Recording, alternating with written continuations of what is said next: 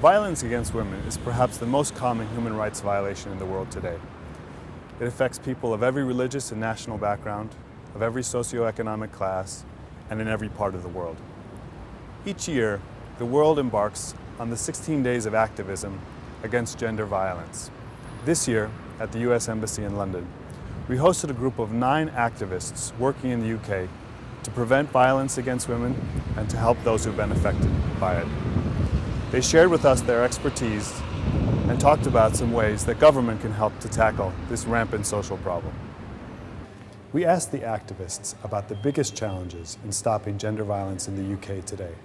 I think that one of the key challenges is still around raising awareness about violence against women. There are still a lot of people in the UK who don't really understand the whole extent of it, of violence against women, and there's still a level of people thinking that because that it's still acceptable, that it's something that happens between partners and relationships.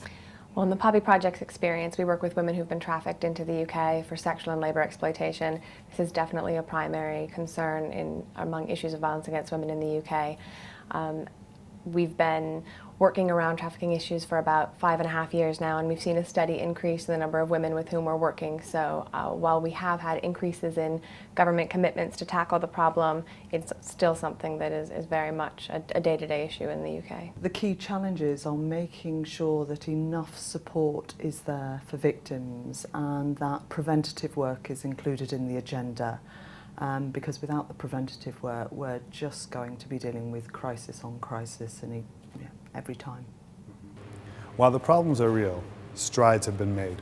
Our guests emphasized some of what they've been able to achieve. The real key success for me is hearing the voices of our service users speak out about the difference and change it makes to their life.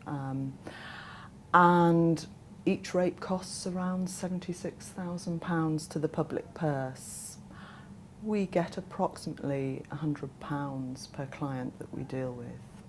We can show value for money. I think our successes have been able to support women to get involved in their local communities or at a higher level. So women who are coming from very poor backgrounds or who have had language barriers or domestic violence issues in the past now have a voice and sit in their local decision-making structures or within other women's networks across the country. In the work that we've done, which in some levels is quite innovative in working around prevention, both with women and children and young people, so preventative education programs and looking to not just provide the crisis support but also to stop domestic abuse in the future. The US Congress passed the Violence Against Women Act in 1994, which continues to make billions of dollars available each year to end violence against women. In September, Secretary Hillary Clinton chaired a United Nations Security Council session that passed Resolution 1888 to prevent and respond to sexual violence and armed conflict. Here in the UK, the government has recently completed a major study on the issue and announced a national strategy for dealing with violence against women. We asked some of our activists about ways that governments around the world can help in ending violence against women.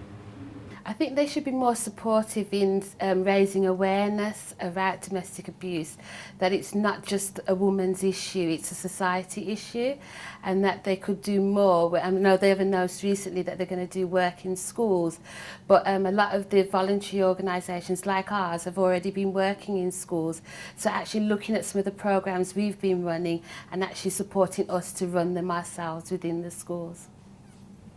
I believe the government has obligations on several fronts there.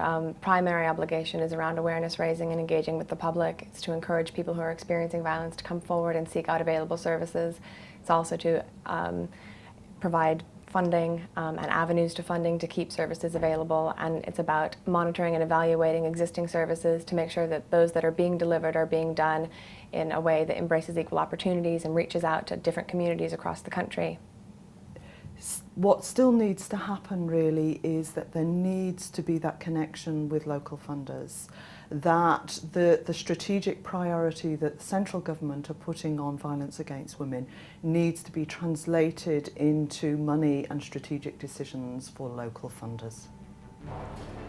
We'd like to thank you for watching this video, and we encourage you to get involved in your local community in combating violence against women.